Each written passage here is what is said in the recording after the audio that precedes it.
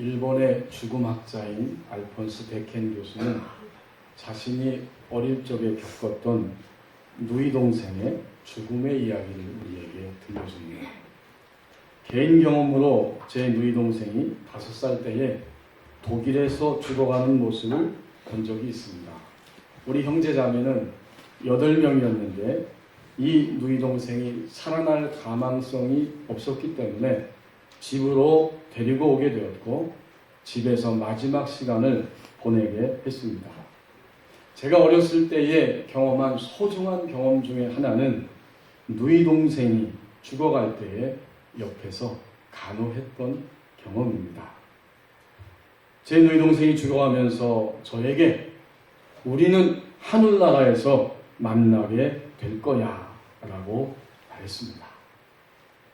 이 어린 누이 동생의 이야기를 들었을 때 그것은 가족들과 데켄 교수에게 있어서 일평생 동안 잊을 수 없는 놀라운 경험이 되었습니다.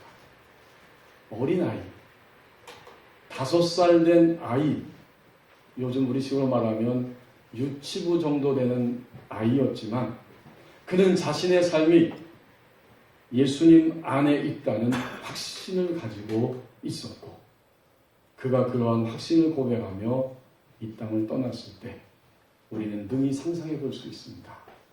그 말이 얼마나 가족들에게 시간이 가면서 나이가 들면서 점점 든든하고 확실한 소망이 되었는지를 우리는 능히 상상할 수 있습니다. 여러분 그렇습니다. 우리는 살든지 죽든지 예수님 앞에 있는 예수님 눈앞에 있는 존재입니다. 바로 그 희망을 죽어가는 누이 동생을 통해서 이 데켄 교수가 확인했던 것입니다. 오늘 우리는 예수님의 눈앞에 있는 존재입니다. 우리에게 주신 말씀 1절 상반절을 보십시오. 세상에는 무엇이 있는가 보았더니 예수님의 바라보는 시선이 있습니다. 예수께서 무리를 보시고 그렇습니다. 예수님이 많은 무리들을 보고 계십니다. 사실 우리 사람들은 죽음을 두려워하고 죽음 이후의 세계를 염려하지만 그것은 우리의 영역 바깥에 있는 것입니다. 우리는 현재 오늘 여기에서 두려워하고 오히려 지금 고통스럽고 또 염려하면서 이 땅을 살아갑니다. 마태복음 5장이 기록될 당시에 그때 있었던 청중들도 큰 무리들도 자신들의 삶에 고통과 두려움을 안고 있다가 예수라고 하는 분이 나타났을 때에 예수님을 향해 몰려오기 시작했습니다. 예수님은 그들을 바라보셨는데 무관심하게 바라보시는 것이 아니라 따뜻한 긍휼의 마음을 가지고 그들을 바라보셨습니다. 제가 서울에서 약속이 있을 때는 파주역에 가서 전철을 타고 갑니다. 파주역에서 전철 타니까 좋은 게 있어요. 거의 99.9% 앉아서 갑니다. 앉아서 전철을 타고 기분 좋게 갑니다. 근데 이 전철이 수도권을 향해서 점점 갈수록 사람들이 계속 몰려듭니다. 그리고 어느 지점쯤 가면 더 이상 앉을 자리가 없어요. 좌석이 꽉 찼어요. 그럼에도 불구하고 사람들은 계속해서 전철 안으로 몰려 들어옵니다. 그날 하루 동안 자기가 할 일, 또 자기 나름대로 볼 일들이 있기 때문에 다 각자 가슴에 사연을 품고 그날 하루하루를 살아갑니다. 그 많은 무리들 가운데 바로 제 자신이 있다는 것을 종종 느낍니다. 그런데 우리는 저를 포함해서 우리 모두는 살든지 죽든지 예수님의 눈앞에 있습니다. 그 수많은 사람들이, 그 무리들이, 그 전철 안에 계신 모든 분들이 단 1시간 이후에 어떤 일이 일어날지, 어떤 사건을 마주해야 할지 알 수 없는 채로 거기에 지금 있습니다. 그럼에도 불구하고 세상에는 무엇이 있는가 보았더니 우리를 사랑과 긍휼로 쳐다보시는 예수님의 눈길, 예수님의 시선이 담겨 있습니다. 이제 1절 하반절 말씀을 보십시오. 우리 그리스도인들은 그런데 무리처럼 살아가고 제자들처럼 살아갑니다. 하반절에 보니까 무리를 보시고 산에 올라가 앉으시니 제자들이 나온지라. 자, 예수님 앞에 오는데 무리들이 있었고 또 제자들도 있다고 분명히 구분지어서 말씀하고 있어요. 무리들에 대한 이야기가 바로 4장 끝부분에 있죠. 5장 우리 그 바로 윗부분 4장 25절 말씀을 보십시오. 갈릴리와 데가볼리, 이스라엘 땅 북쪽 지역이죠. 예루살렘과 유대와 남쪽 지역입니다. 요단강 건너편에서 그 중간지대쯤 되는 동서남북 양쪽 다입니다. 결국 이스라엘 땅 전체에서 수많은 무리가 따르니라. 그 무리를 보시고 예수님이 조금 평평하지만 약간 높은 둔덕 언덕에 올라가서 앉으셨습니다. 여러분, 이 무리는 누구일까요? 이 무리는 예수님께 반응을 보이며 예수님을 향해 달려나오는 사람들입니다. 예수님이 가르치시고 전파하시고 고치시는 모습을 보았고 그런 소문을 들었습니다. 저 예수라고 하는 자가 큰 기적과 이적을 베풀고 있다. 우리 한번 가보자 하고 우르르 몰려서 정신없이 예수님이 계신 방향을 향해 몰려오고 달려오는 사람들이 무리입니다. 오늘날도 표현해 보십시다. 이 무리는 결국 초신자입니다. 또 이 무리는 아직까지는 믿음이 어린 신자들의 그 정체성을 가지고 있습니다. 그들은 신앙을 갖는 것이, 예수님을 향해 가는 것이 나에게 유익이 되고 어떤 이익을 줄 때에만 예수님을 향해 달려갈 수 있습니다. 내가 이해되고 내가 받아들일 수 있는, 동의할 수 있는 일만 일어날 때에 예수님을 믿고자 하는 사람들입니다. 이들이 바로 무리였습니다. 아직은 예수님께 좀 떨어져 있는, 아직은 한 발을 뒤로 빼고 조금 예수님께 멀리 있는 사람들, 그들이 바로 무리입니다. 이제 제자들이 누군가 보십시다. 1절 하반절에서 무리를 봤다고 하고 또 제자들이 나왔다고 분명히 구분을 지어서 이야기합니다. 자, 그러니까 그날 예수님께 수많은 사람들이 몰려오고 앞에 가까이 가는 사람들도 있는데 예수님께 좀 더 가까이 접근하는 사람들, 가고자 하는 사람들, 그들이 바로 제자이죠. 물론 아직 12제자는 아닙니다. 그럼에도 불구하고 가까이 가고자 하는 열망을 가지고 예수님 곁에 있는 자들이 바로 제자였어요. 우리 4장 18절 말씀 보십시다. 거기에 보면 제자들에 대한 이야기를 처음으로 해주고 있지요. 18절에 보니까 갈릴리 해변에 다니시다가 두 형제 곧 베드로라 하는 시몬과 그의 형제 안드레가 그 바다에서 금을 던지는 것을 보셨습니다. 그들은 어부입니다. 말씀하시기를 나를 따라오너라. 내가 너희를 사람을 낚는 어부가 되게 하리라 하시니 그들이 곧 그물을 버려두고 예수를 따르니라. 여기에 두 형제 베드로와 요한이 있고 또 21절 22절에도 보면 또 두 형제가 있어요. 바로 세베대의 아들 야고보와 요한입니다. 그들도 예수님이 불러주시니까 22절에 배와 아버지조차도 버려두고 예수를 따르니라. 그러니까 5장에 여러분 다시 와서 보세요. 이렇게 예수님이 불러주신 사람들이 있어요. 물론 그들은 아직 다 12제자 명단이 전체는 아닙니다.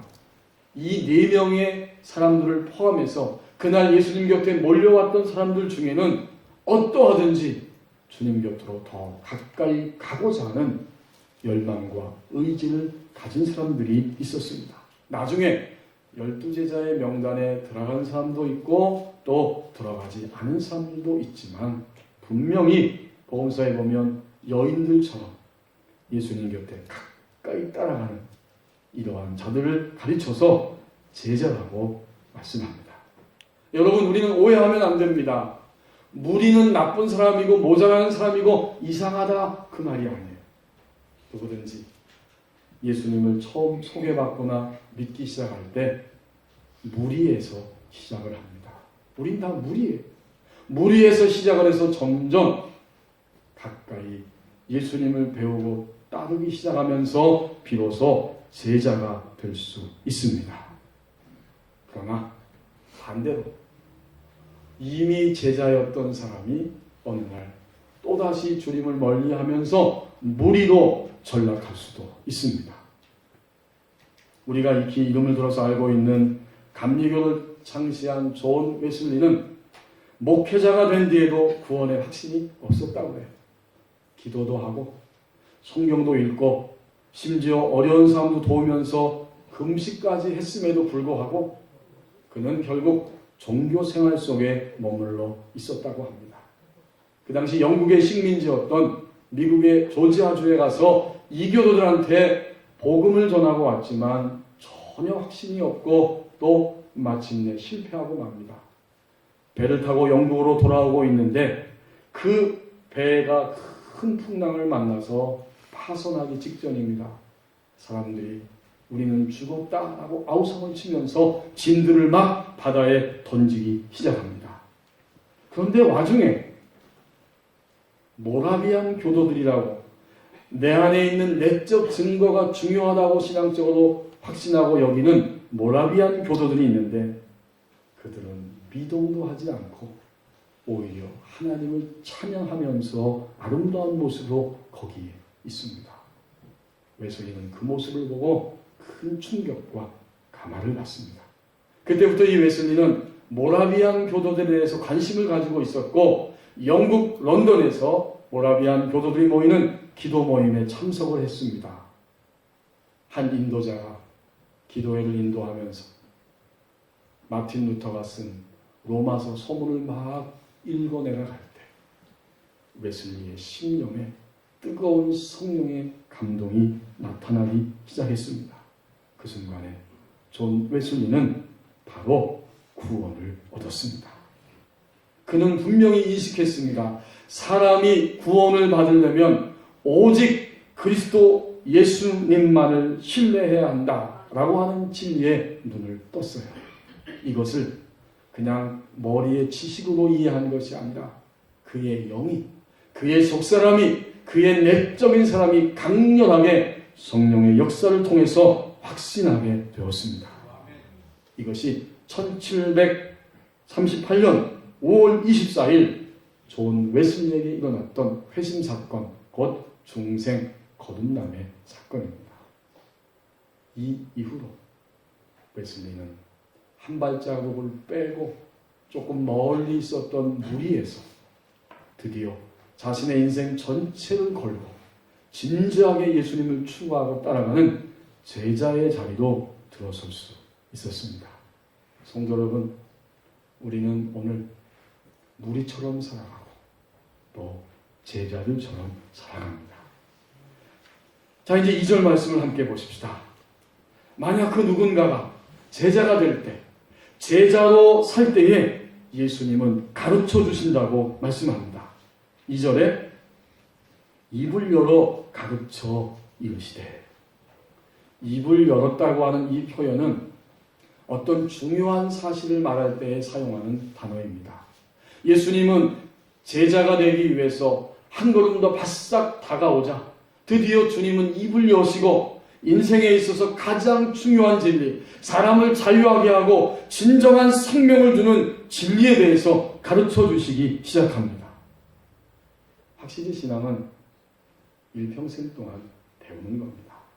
배우면서 알게 되고 알고 나니까 더 주님을 따르게 되고, 그래서 제자는 배우는 자, 따르는 자가 바로 제자입니다. 우리가 제자로 살 때 예수님은 우리의 삶의 전체 영역을 통해서 우리를 가르쳐 주십니다. 할머니의 손을 잡고 한 꼬마가 예배당 안에 들어왔습니다. 예배당 입구부터 쭉 들어오는데 그 아이가 벽면을 쳐다보니까 그림 하나가 걸려 있어요. 예수님이 잃어버린 양을 찾기 위해서 나서시는 그림이고 마침내 발견하고 기쁘게 그 어린 양을 어깨에 메고 돌아오시는 모습이 그려져 있습니다. 이 아이는 그 그림을 보면서 할머니, 저 어린 양도 이름이 있을까? 라고 질문했어요. 할머니는 부드럽게 온화한 모습으로 아이의 손자의 얼굴을 쳐다보면서 그건 바로 너란다. 이렇게 대답해 주셨어요. 아이는 깜짝 놀랐어요. 아니, 저 양이 나라고 말하네? 내가 저 양이라네, 할머니가? 그래서 다시 한번 아이는 그림을 쳐다봅니다. 어떤 명화도 아니고 박물관에 갖다 놓을 만한 그런 유명한 그림은 아니었지만 그날 이후로 이 꼬마는, 이 손자는 그 그림과 그 장소와 그 공간을 영원히 잊을 수가 없게 됩니다. 왜 그렇습니까?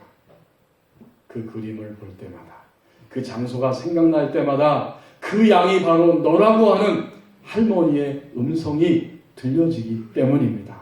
이제 그 공간 안에서 이 아이는 점점 커가면서 주님과 자기와의 관계가 무엇인지를 분명하게 인식합니다. 그날 바로 거기서 주님은 목자이시고 나는 주님의 양이라고 하는 이 언약 관계를 그는 분명히 이해하기 시작했습니다.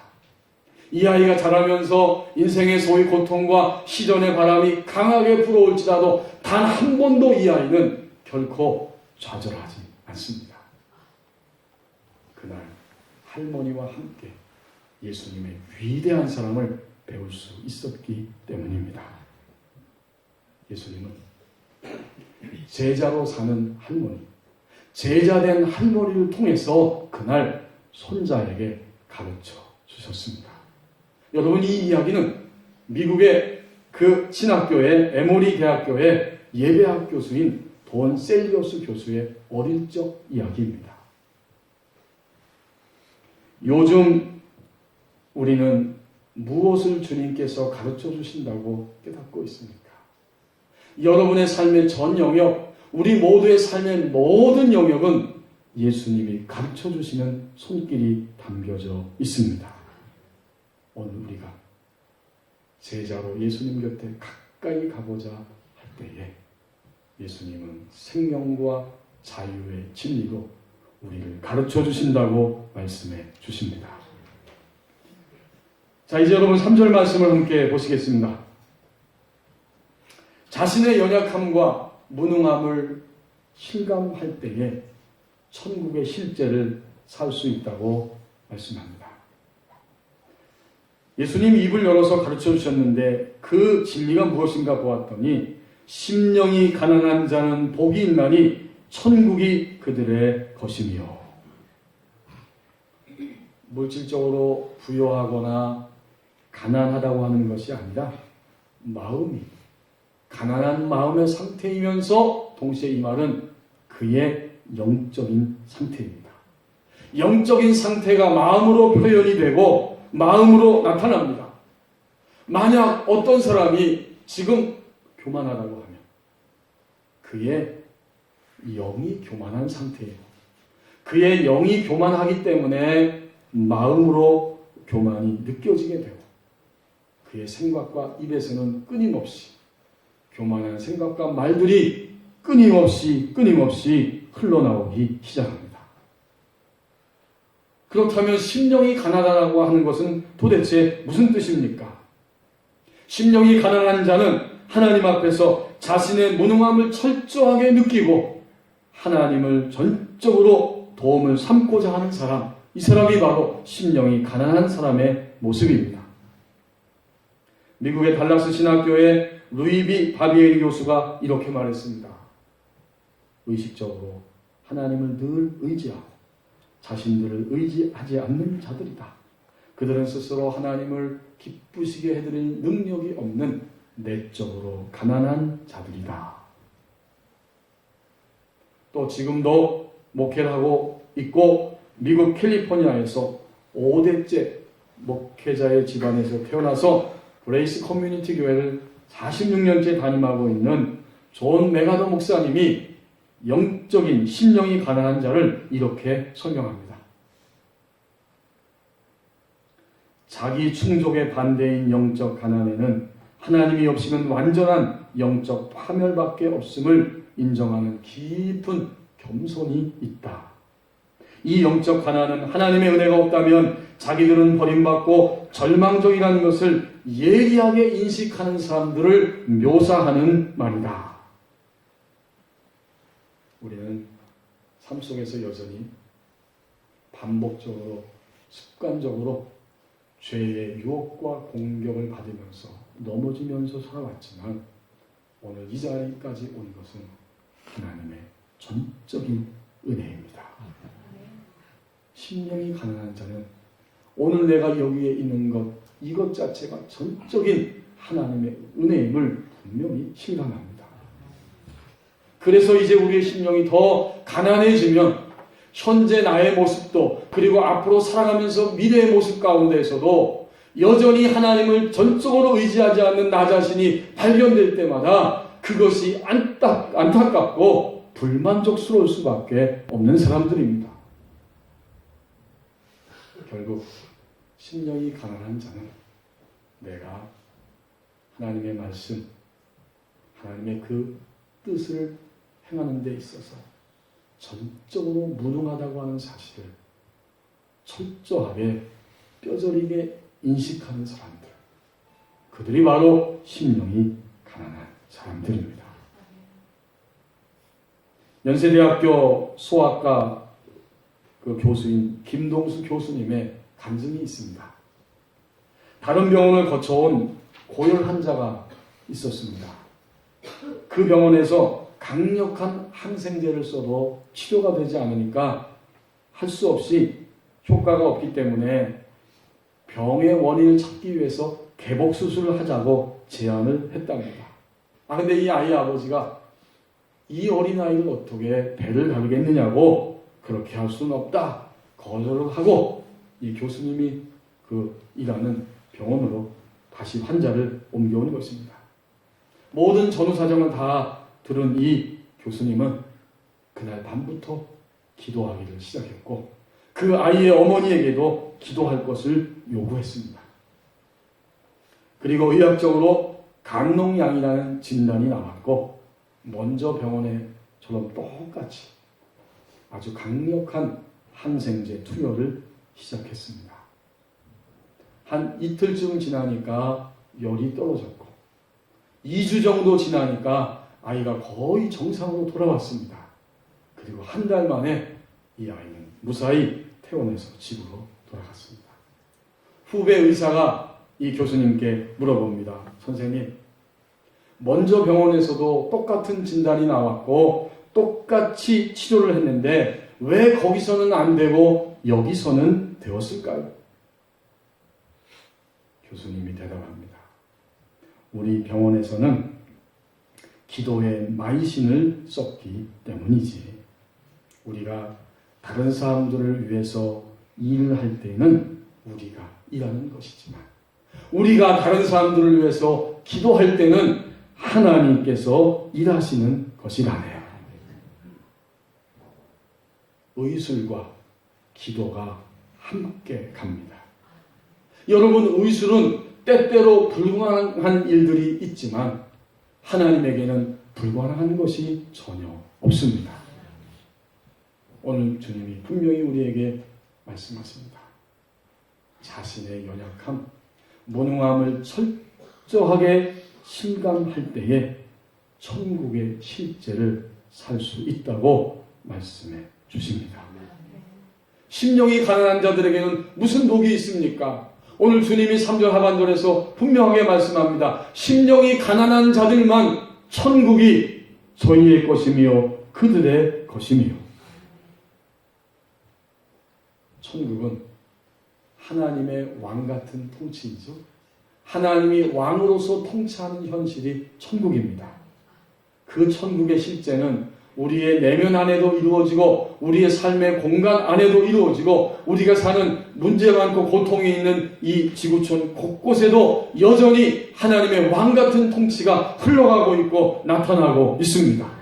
단 심령이 가난한 자들이 있는 그곳에 하나님의 왕 같은 통치가 흘러갑니다.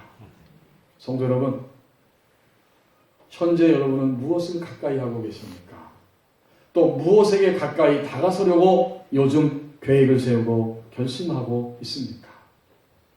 세상에는 여전히 예수님의 시선이 있습니다. 그리고 우리가 사는 이 세상에는 많은 무리들이 있는데 단지 무리들처럼 살아가고 또 제자들처럼 살아갑니다. 만약 우리가 제자로 살아간다고 하면 예수님이 우리의 삶의 영역을 통해서 가르쳐 주신다고 말씀해 주십니다. 자신의 연약함, 무능함을 철저하게 인식하고 실감할 때 천국의 실제를 살 수 있다고 말씀해 주십니다. 바로 그때, 바로 그것이 우리 주님께 가까이 있는 자의 복입니다.